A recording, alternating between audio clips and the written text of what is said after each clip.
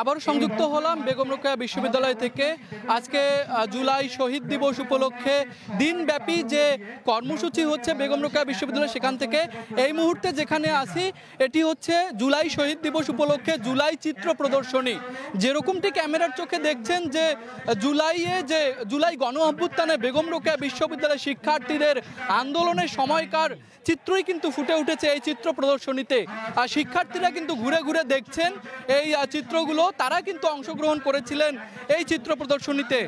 যেরকমটি এখন ক্যামেরার চোখে দেখছেন 6 জুলাই কোটা সংস্কার আন্দোলনের সময় এভাবেই কিন্তু রাস্তায় বেগম রোকেয়া বিশ্ববিদ্যালয়ের শিক্ষার্থীরা আন্দোলন করছিলেন। যেরকমটি দেখছেন এখন ক্যামেরার চোখে যে শিক্ষার্থীরা কিন্তু সড়ক বন্ধ করেছিলেন, বাংলা ব্লকের যে কর্মসূচি ছিল সেই কর্মসূচি দিয়েছিলেন।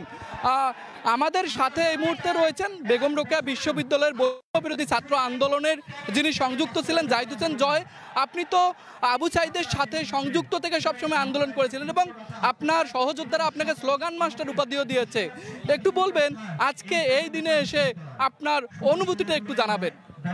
আজকে দেখুন যে আমাদের আজকের এই দিনে একদিকে যেমন একটি শোকের দিন, আমাদের সহযোদ্ধা শহীদ আবু সাঈদকে আমরা হারিয়েছি আজকের এই দিনে, এটি আমাদের জন্য একটি বেদনাদায়ক দিন আজকের দিনে।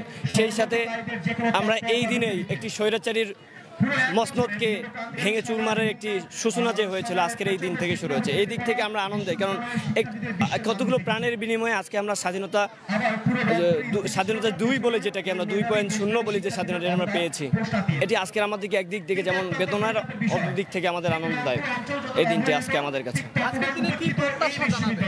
আজকের দিনে প্রত্যাশা জানাবো যে শহীদ আবু সাঈদের যে বাংলাদেশ তিনি স্বপ্ন দেখতেন, একটি বৈষম্যহীন একটি সমাজ ব্যবস্থা দেখতে চেয়েছেন। আমরা চাই বাংলাদেশের প্রতিটি সেক্টরে সেই বৈষম্য দূর হয়ে যাক, বৈষম্যের অবসান ঘটুক, এমন একটি দিন দেখতে চাই আমরা, এমন একটি বাংলাদেশ। দর্শক, কথা বলছিলাম এতক্ষণ বেগম রোকেয়া বিশ্ববিদ্যালয়ের শিক্ষার্থী জাহিদ হোসেন জয়। আমরা তাকে দেখেছি কিন্তু আন্দোলনের যে পুরো সময়টা সে স্লোগান দিচ্ছিল মাইক নিয়ে হাতে, এবং পুরো আন্দোলনের সময়টি কিন্তু তারা সড়কে ছিল। আমি যদি এখানে পরিদর্শন করতে আসে একজনের কাছে জানতে চাই, জুলাইয়ে অনেকেই তো এই চিত্রটি দেখতে পারেনি, সেখান থেকে এই জুলাইকে যে এভাবে দেখানো হচ্ছে, একটু জানাবেন যে এটি দেখতে পেরে কেমন অনুভূত হচ্ছে? এই যে আন্দোলনের চিত্রটা অনেকেই দেখতে পারেনি, এখন দেখতে পাচ্ছেন, কেমন অনুভূত হচ্ছে? অনেক ভালো লাগছে। যেন আমরা আবু সাঈদের ভাইয়ের জন্য অনেক দোয়া করি, যেন তারা কবরস্থান যেন আল্লাহ তাআলা জান্নাতুল ফিরদৌস নসিব করে। তার জন্য আজকে আমরা দ্বিতীয় স্বাধীনতা পেয়েছি, তার জন্য আমরা দোয়া করব, সবাই দোয়া করব এই পর্যন্ত। দর্শক, দেখতে পাচ্ছেন যে শুধুমাত্র বিশ্ববিদ্যালয়ের যে শিক্ষার্থীরা তারা না, বাইরে থেকেও কিন্তু অনেকে দেখতে এসেছেন এই চিত্র প্রদর্শনী। এবং এখানে কিন্তু এই কোটা সংস্কার আন্দোলন যখন থেকে শুরু হলো তখন থেকে শুরু করে 5 আগস্ট পর্যন্ত সকল চিত্র কিন্তু ফুটে উঠেছে। আমি যদি এখানে একজনের সাথে কথা বলার চেষ্টা করি, এই যে জুলাই চিত্র প্রদর্শনীটা যে এখানে দেখানো হচ্ছে, অনেকেই তো এটি সড়কে দেখতে পারেনি ওই সময়ে। এখন এই উদ্যোগটাকে কিভাবে দেখছেন এবং আজকের দিনে আপনার কি প্রত্যাশা? আজকে সুন্দরভাবে প্রদর্শনী দেখানো হচ্ছে।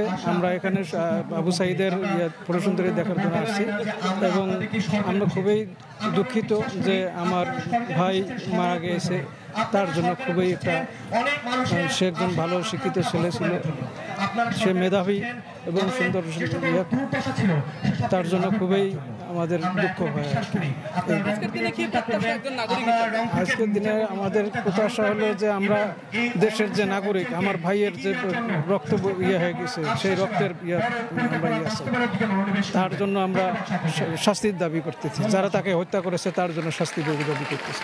দর্শক, সাধারণ যারা বাইরে থেকে দেখতে এসেছেন এই চিত্র প্রদর্শনী এবং দিনব্যাপী যে কর্মসূচিটি হচ্ছে বেগম রোকেয়া বিশ্ববিদ্যালয়ে, আমরা আপনাদের কিছুক্ষণ আগেও সংযুক্ত করেছিলাম যে বেগম রোকেয়া বিশ্ববিদ্যালয় আজকে যে কর্মসূচি, সেখানে কিন্তু উপদেষ্টারা রয়েছেন, 4 জন উপদেষ্টা রয়েছেন এবং তারা কিন্তু উপস্থিত আছেন। কিছুক্ষণ আগে নীরবতা পালন করা হয়েছে, পবিত্র কোরআন তেলাওয়াত, গীতা পাঠের মাধ্যমে কিন্তু শুরু হয়েছে এই অনুষ্ঠানটি এবং এখন কিন্তু আলোচনা সভা চলছে। তো যেরকমটি দেখছেন যে বেগম রোকেয়া বিশ্ববিদ্যালয়ে এখন কিন্তু যেই ছবিটি আপনারা দেখছেন সেটি কিন্তু শহীদ আবু সাঈদের যখন জানাজা হয় সেই মুহূর্তের দৃশ্য।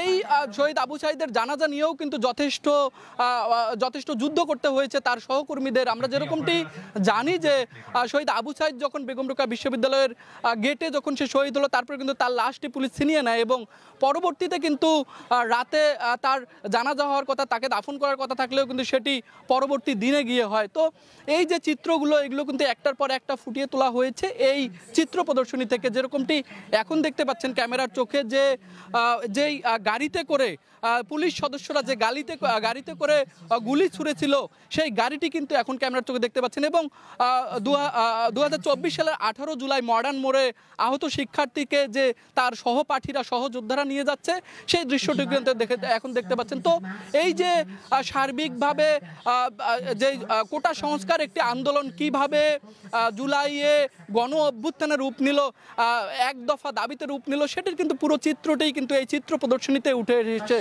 এসেছে। যদি এদিকে একটু আপনাদের দেখানোর চেষ্টা করি যে জীবন যাবে কিন্তু আত্মসমর্পণে রাজি না আবু সাইদ। সেই আবু সাইদ যে হার মানেনি মৃত্যুর কাছে, সে কিন্তু দাঁড়িয়েছিল দুহাত প্রসারিত করে। সেই আবু সাইদকে কিন্তু এই মুহূর্তে দেখতে পাচ্ছেন ছবিতে। তো সাধারণ মানুষজন যারা এসেছেন বেগম রোকেয়া বিশ্ববিদ্যালয়ে, তারা কিন্তু দেখছেন এবং তারা এই আন্দোলনের সময়টাকেই কিন্তু ধারণ করছেন। তো আমরা দর্শক সারা দিন ব্যাপী আজকে আপনাদেরকে সকাল থেকেই সংযুক্ত করেছি, দেখিয়েছি যে জুলাই পদযাত্রা, বৈষম্য বিরোধী ছাত্র আন্দোলনের, তারপরে বেগম রোকেয়া বিশ্ববিদ্যালয়ে এখন যে কর্মসূচি হচ্ছে। তো এই চিত্র প্রদর্শনীর মাধ্যমে জুলাইকে আবারও জানতে পারছে সাধারণ মানুষজন, এরকমটি জানাচ্ছেন যারা এখানে ঘুরতে এসেছেন। তো এই চিত্র প্রদর্শনী থেকে এই ছিল সর্বশেষ।